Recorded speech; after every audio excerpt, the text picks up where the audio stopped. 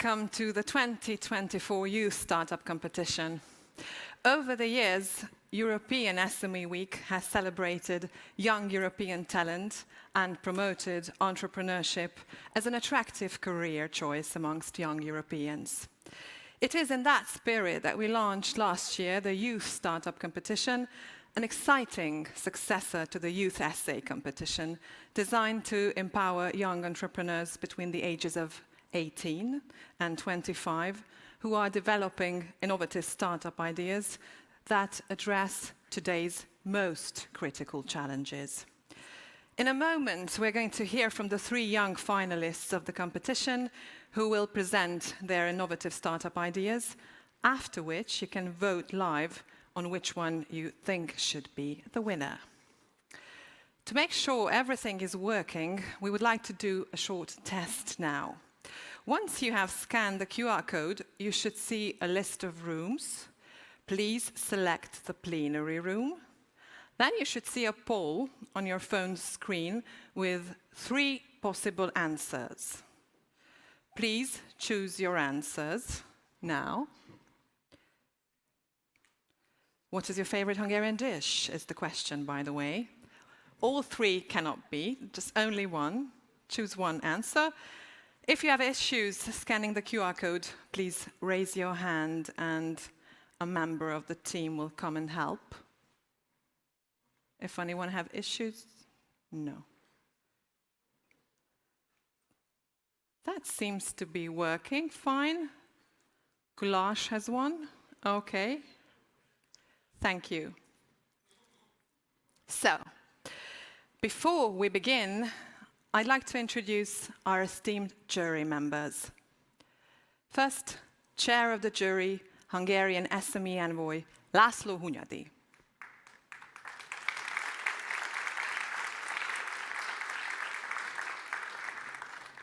Head of Sector, SME, Igor Kalinic.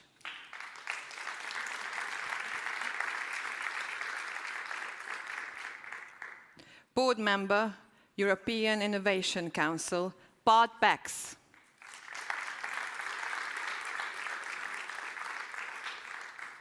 Director, Global Entrepreneurship Network, Cristina Fernandez.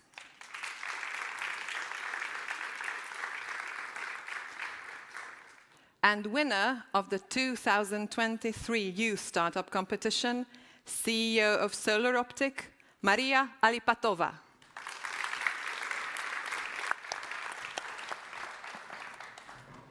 Thank you. Igor, I turn to you now.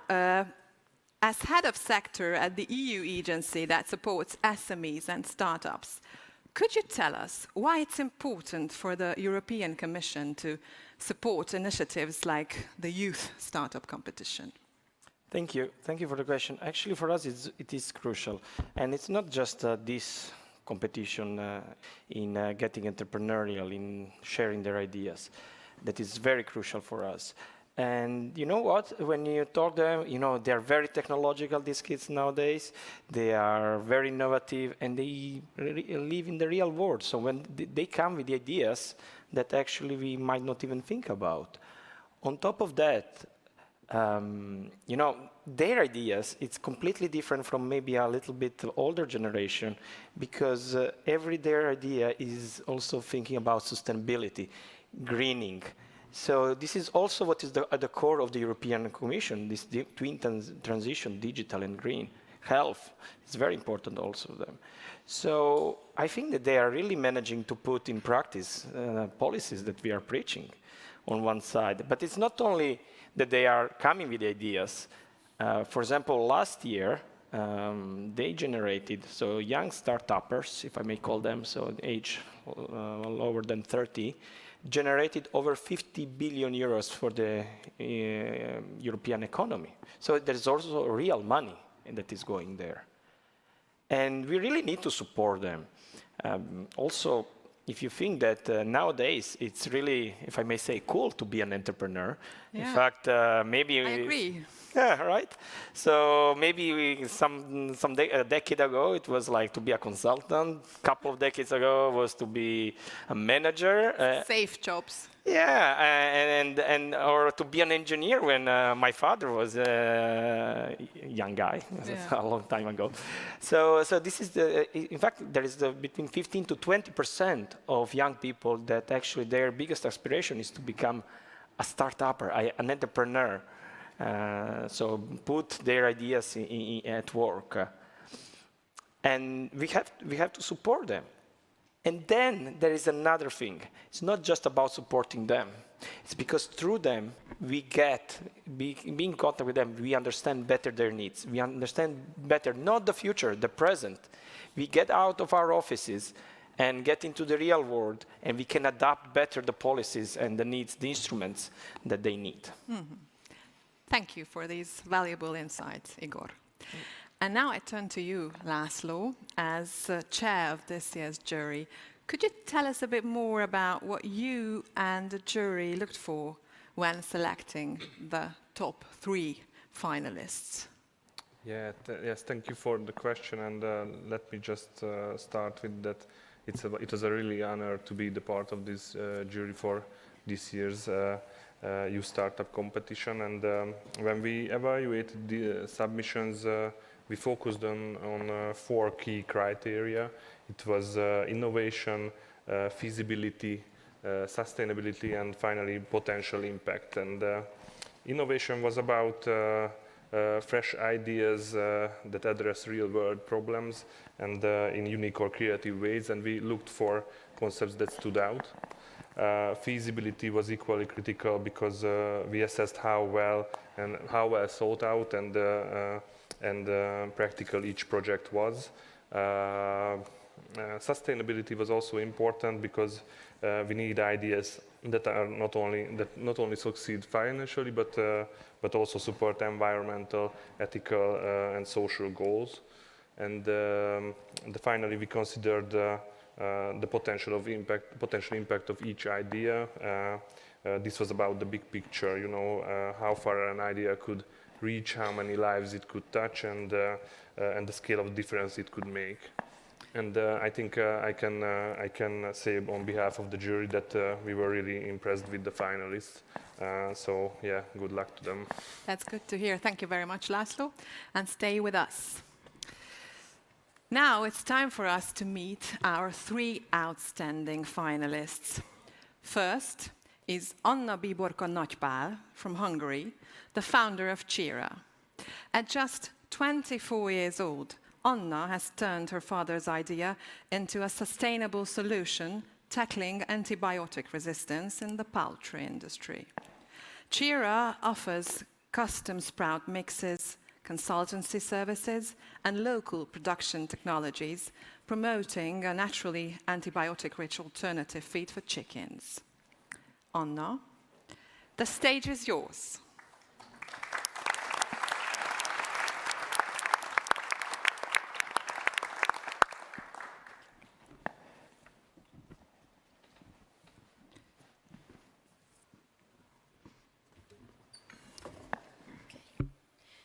Recently, I was thinking about how my eating habits have changed over the years since I'm earning my own money. And I realized that since I'm earning my own money, I try to eat more quality food, especially meats. And I see this trend among my family and friends because, for instance, my brother has to follow a strict diet because he has health issues. And as I personally experienced, healthy diets and vegan diets are really popular nowadays. And I brought you a chart. According to this chart, 36% of the EU 27 country, only 36% of them are just trying to eat less meat. We see that meat consumption will not disappear. But we have good news. Meat consumption can be made sustainable. One aspect that the EU addressed significantly and efficiently is the risk of antibiotic resistance. Studies show that by 2050, we will be put on a high risk of antibiotic resistance bacteriums. Of course, animals are getting antibiotics as per regulations, but luckily we found studies which shows us that feeding poultry with sprouts can further reduce the amount of antibiotics. I'm Anna, and with my team, we aim to create a sustainable, climate-neutral project. It is the CHIRA project, and let me introduce you the components of this sprout-based feeding program. First of all, CHIRA seed, which means organic, biocertified seeds, which needs to be sprouted. We can create mixes of them, so we can enhance optimal vitamin content and also support poultry to gain weight faster and also support other physiological benefits. We can create mixes, and for all these really complex aspects, we would support farmers with consultancy services. And finally, let me introduce you the CHIRA feed plant, which is a custom-designed sprouting and drying machine with adjustable temperature and humidity settings. Luckily, sprouts can be produced all year round. So we can provide appropriate sprout mixes to gain weight faster and also support feed absorption. But our main aim is to create the immune system of poultry more resilient and strong and reduce the need for antibiotics. The poultry industry is a constantly evolving sector. This is because the image of poultry meat, the healthy image of poultry meat compared to other meats. Thus, our target market is farmers in the East Central European region, serving high-demand consumers. As it is a unique feeding program, it requires a special business model. Our first step, after finishing the competition, is to establish a test farm system to validate the research and also create the appropriate sprout mixes, while we can also finish the MVP. Then we would start to produce the machine, also start the sales of the CHIRA seeds, and develop our services. By the 36 months, our aim is to supply fresh sprouts to 1.3 million chickens. And also, we would like to include the below service elements. One of them is the appropriate machine programming, maintenance, and also the service opportunity to support farmers. The next step, as I mentioned, is the test farm and the experimental phase. For these, we both need relational and financial capital. But if you find our presentation and our ID mesmerizing, then please join us, contact us, let's keep in contact, and support us and help us to create the future of feeding together. Thank you very much.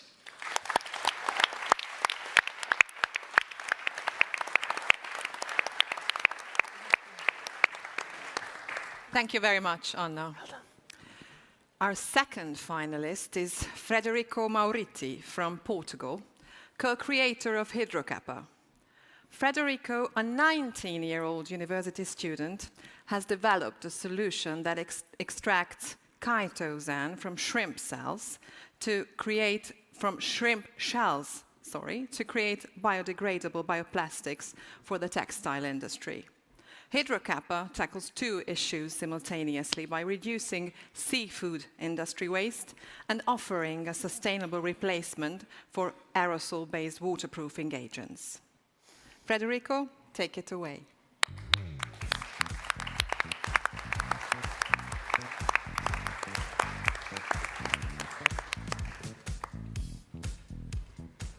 Good morning, everyone. So, did you know that on average, each citizen of the European Union consumes 24 kilograms of seafood annually, which makes us the largest seafood market in the world? However, it's inevitable to discuss seafood and its consumption without mentioning the waste produced by this industry. The fish processing industry, and more specifically the seafood processing companies, struggle with a high volume of waste generated by their activities, resulting in a double problem. On one hand, the waste treatment, and on the other hand, the waste of potential value that these wastes could generate if utilized as byproducts. Given this problem, my partner Madalena de Castro and I developed HidroQapa, a waterproof bioplastic made from chitosan extracted from shrimp shell waste. Our project aims to add economic worth to byproducts of the fish industry. We're proposing them to produce a marketable product and a sustainable alternative to substitute the already existent waterproofing agents currently in the market in the textile industry, which was valued approximately in 2022 for $2.5 billion in value. These agents are aerosols composed of cyclohexane, ethylpropylic alcohol, and PFA substances, which pose risks to aquatic biodiversity and human health. So therefore, our project proposed the creation of a waterproof bioplastic in the form of a film, which is HidroQapa. HidroQapa, it is biodegradable, sustainable, non-toxic, and increases the durability of the fabrics. Additionally, our product has low manufacturing cost, since its raw materials came from what the industry does not use, making it an innovative contribution to the blue and circular economy. The entrepreneurship process associated with our project was based on a lean startup methodology.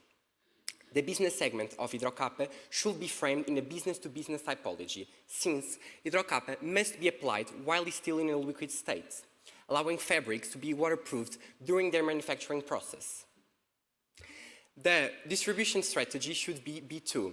Thus, the distribution channels are going to be a website and a commercial team.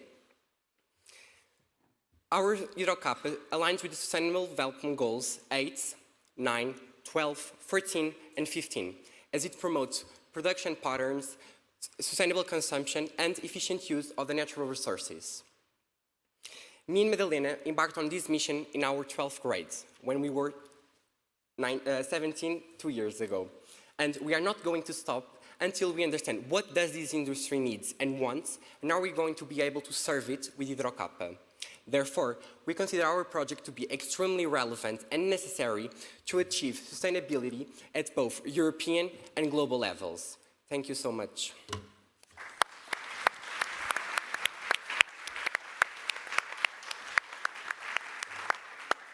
Thank you very much, Frederico. Our third finalist is Jacques Mery de Montigny from France, founder of Green Fusion. Jacques and his team have created an innovative method for producing chlorella, a protein and omega-3 rich microalgae, by using carbon dioxide and residual heat from biogas production. This partnership not only aids the biogas industry in managing byproducts, but also promotes sustainable chlorella production. Jacques, the floor is yours.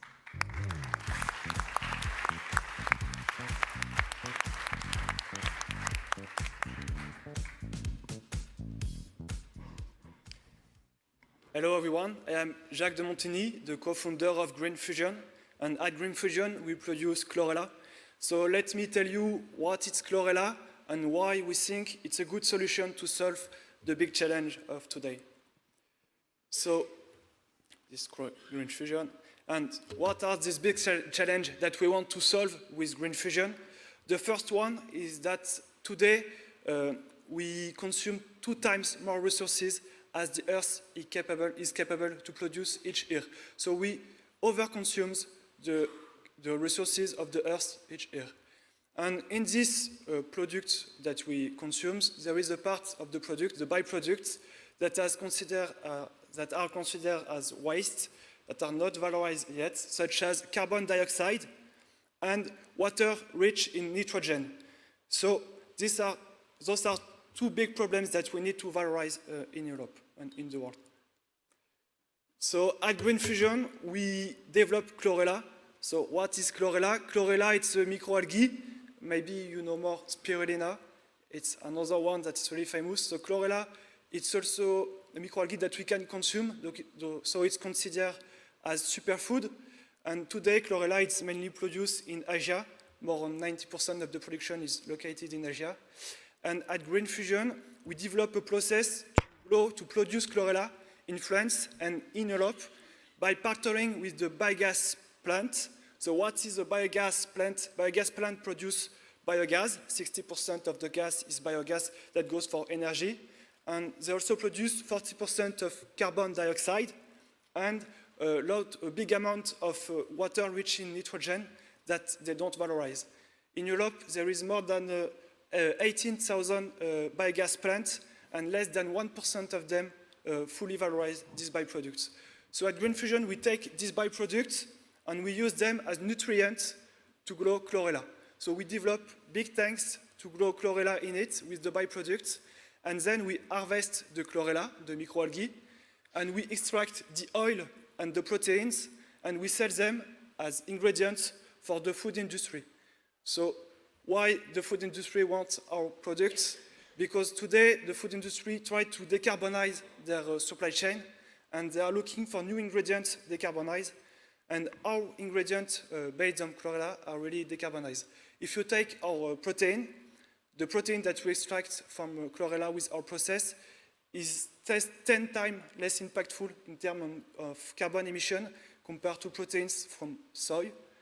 And the oil from chlorella is 2 times less impactful in terms of carbon emission compared to the oil from fish that have the same nutritional properties with big amount of omega-3 PFAS. So we allow farmers with biogas plant to valorize these byproducts because we buy the byproducts from farmers, so it allows them to make new incomes. And then we allow food industry to decarbonize their activities with our products. So at Green Fusion, we are a team of 7 people, but we are 3 partners. So those are my colleagues. So Emmanuel Olivry is an engineer with a strong background in biogas plants. He works 2 years in this industry, so he's really aware about the problematic in this industry. There is also Stanislas Randon, an engineer that have worked 7 years in the nuclear plants for energy in France. So Stanislas has a big background in automation and safety on industrial plants, and he used his knowledge to let us industrialize our process to produce at industrial scale. And me, I have a strong background in the insect sector. I have worked 2 years at Agronutris, one of the main players of insect industry in Europe. And I have worked on the R&D facility and then on the scale-up on insect farming. I am also an engineer from AgroParisTech. So today we have already worked 1 year and a half on the R&D about improving our strains to make it more efficient to grow with the byproducts from biogas plants. So we have a lot of biogas plants that send us their sample to allow us to improve our strain. And we also now we also develop a pilot plant to produce at semi-industrial scale to supply the food industry and allow them to refine the specification on the product in terms of color, flavor, and all this stuff. And today I will be very grateful if you can connect us with the biogas in your country, in your region, and with the food industry that want to decarbonize in your country. Thank you.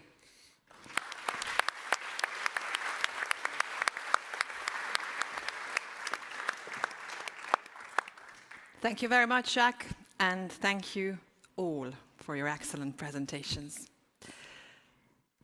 Before we move on to voting, let's revisit the highlights from today's pitches. Our finalists have shared incredible visions for tackling real-world challenges, and here's a visual recap summarizing each idea. Anna Bíborka Nagypál and Chira, Frederico Mauritty and HidroQapa, Jacques Mery de Montigny, Green Fusion, and I really was impressed by the fact that sustainability was at the heart of each and every innovation. So now it's your turn to be part of this competition. Whether you're here in the room or joining us online, you can cast your vote for the finalist who inspired you the most. To vote, please scan the QR code on the screen, select the plenary room, and choose your favorite finalist. Think about the passion, innovation, and impact each idea as you make your decision.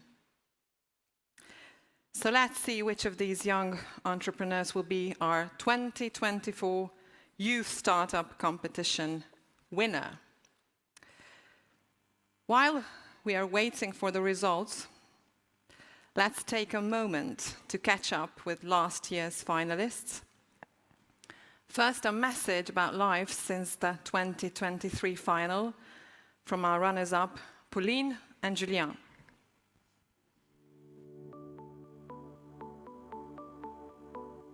Hi, my name is Pauline Berek. I'm the CEO and co-founder of Coating, a startup that's proposing a more sustainable and economical way to renovate buildings in Europe. Last year, I was in Bilbao as a finalist for the Youth Startup competition during the SME Assembly. It was a great moment to meet some very interesting personalities from all over Europe, among them the two other finalists, Julien Lansens and Maria Lipatova, the winner of the contest.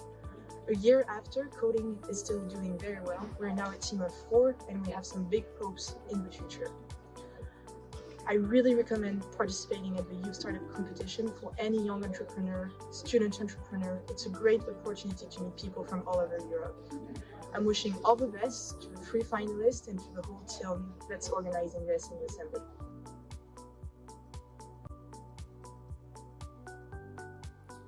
Hi, my name is Julien and I'm one of the 3 finalists from last year's Youth Startup competition during the SME week in Bilbao. Alongside Maria and Pauline, I was able to bring the Yashi Foods concept to a European stage. With Yashi Foods, we had the sole mission of tackling packaging waste here in Europe, especially in the food industry. The event made me valuable connections and was able to spark my inner fire for entrepreneurship. That's why I took on another project called True Crowd. With True Crowd, we want to tackle the challenges of football clubs in Europe in terms of safety and security. Last year's event really sparked my inner fire for entrepreneurship, and I was able to get very valuable connections during the event. I wish you guys a wonderful event in Budapest, and I hope you will get the same value out of it that I have had last year.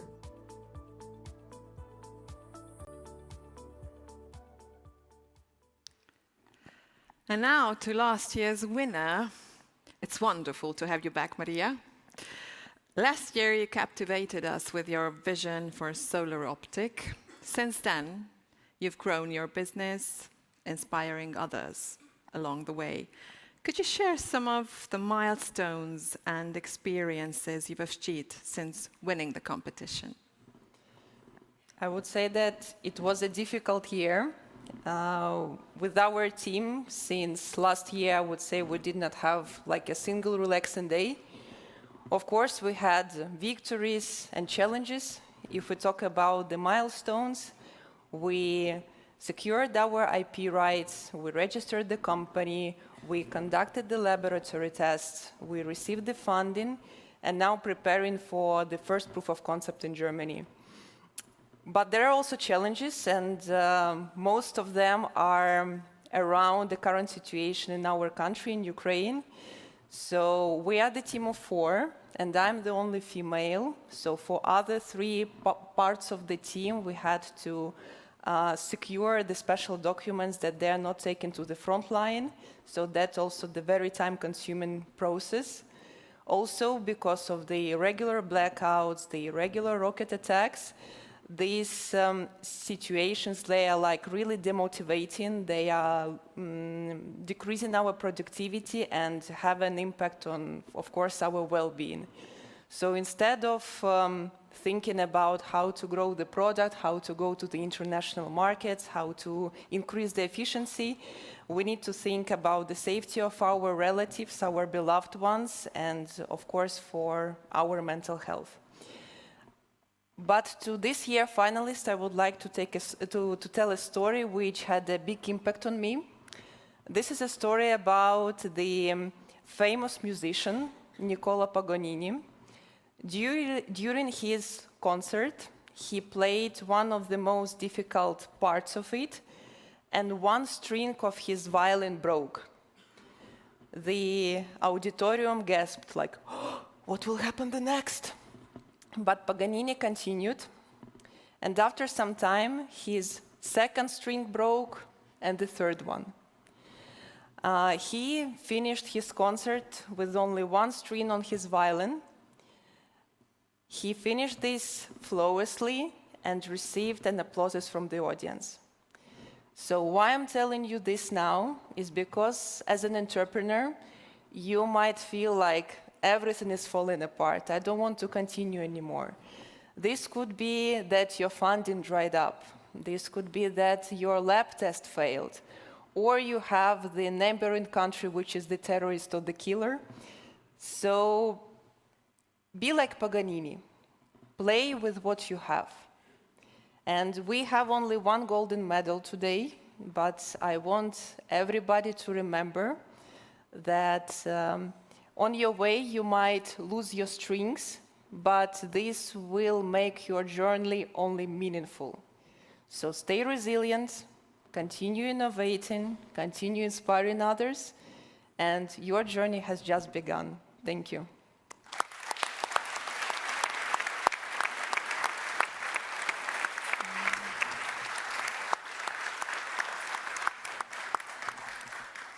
Thank you, Maria, for sharing your inspirational story, and I'm sure that your advice will resonate with today's finalists and remind us all of the incredible potential of this competition. So thank you very much.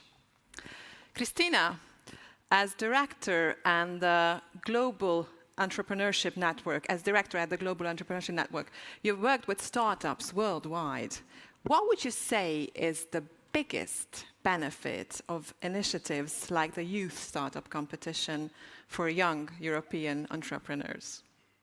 Definitely the sparking of innovation among the young, empowering them to solve challenges that are pressing, that will shape their future, their generation, and making sure they know they're not just bystanders in waiting for policymakers or other actors to solve these issues, but contributing to the solution. So fostering innovation is a key legacy for this type of youth startup competitions. They also help give recognition and credibility to entrepreneurs who return emboldened to their local ecosystems. And the actors there say if they get recognition at the regional level, then we have to support them too, and helps mobilize resources so that they can turn these ideas into scalable and sustainable business solutions.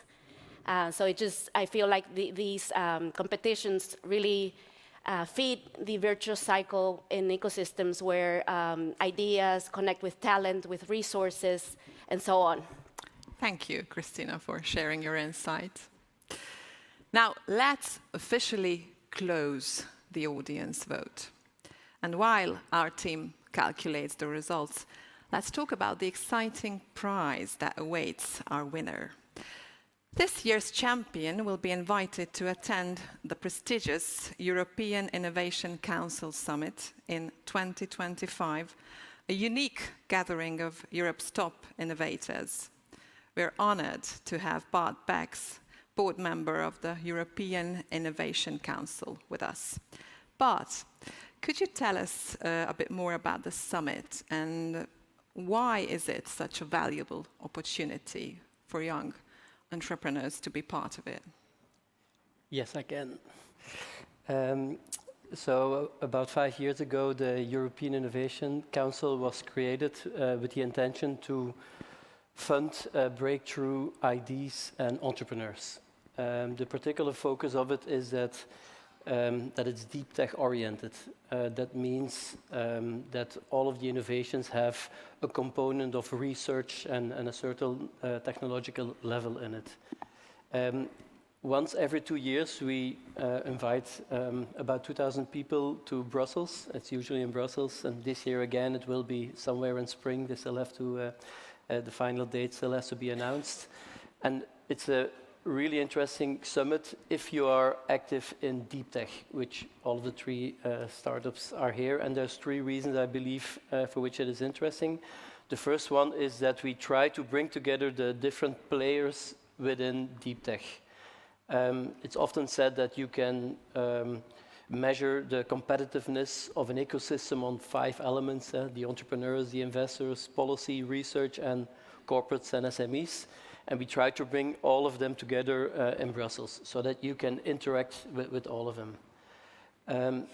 A second part is that we try to let you design your own conference, meaning that there's different kind of activities. There's a lot of keynotes on climate transition, healthcare. Usually we do quite a lot of quantum computing. There will be AI all over the place, of course.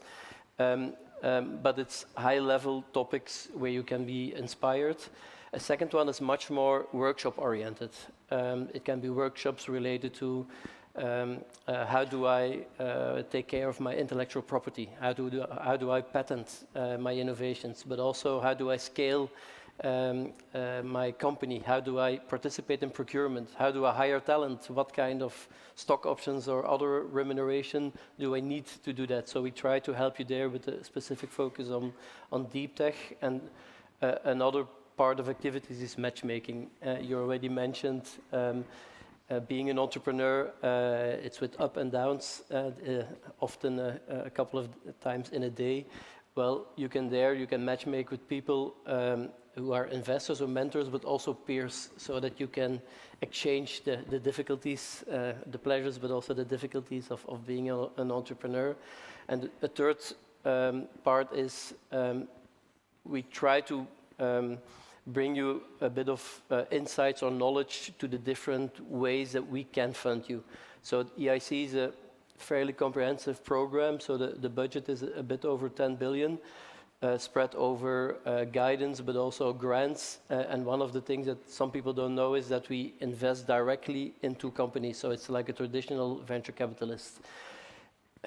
I've been an entrepreneur, so I know that sometimes the different programs available from the Commission, but also outside, there's so many priorities that you have to take care of. And so during these days, we try to guide you so that you know where can I apply to, where can I find help, how can I scale and finance what I want to do.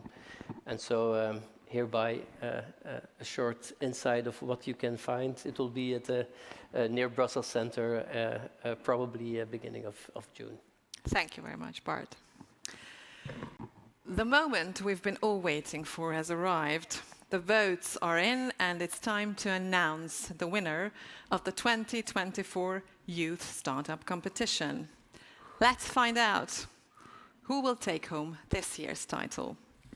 It's very exciting. Can I ask László and Igor to please come to the lectern? And we will soon know.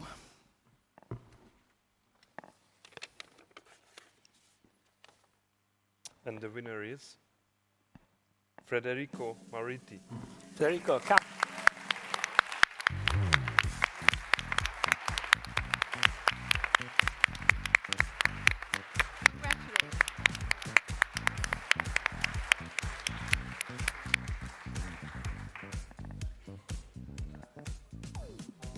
I would like to congratulate the other finalists for their brilliant startup ideas.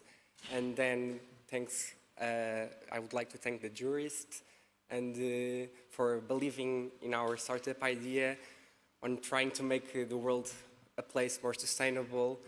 And yeah, thank you so much. I don't know what I can say more, but thank you. I'm really proud and really excited for our future journey in the entrepreneur world and becoming X2Seed startup.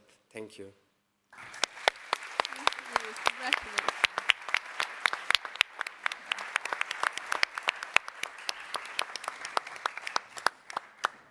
Thank you, Frederico, and heartfelt congratulations to you and to our remarkable finalists.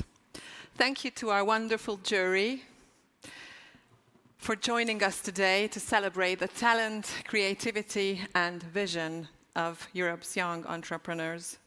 It's good to know that the future is in safe hands.